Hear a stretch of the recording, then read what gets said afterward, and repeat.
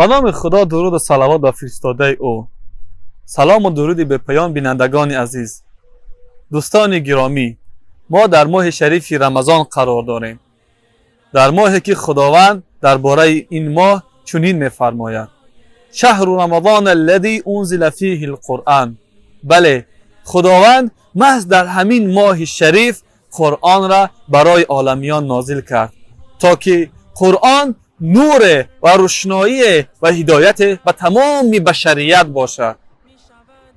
پس برادران گرامی، بیایید این قرآن را در قلب‌های خودمان نازل کنیم تا که قلب‌هایی که 11 ماه در معصیت و گناه بودند، از گناه زیاد تاریک شده بودند، با خواندن قرآن، ذکر خدا، این قلب‌ها را نورانی بگردانیم.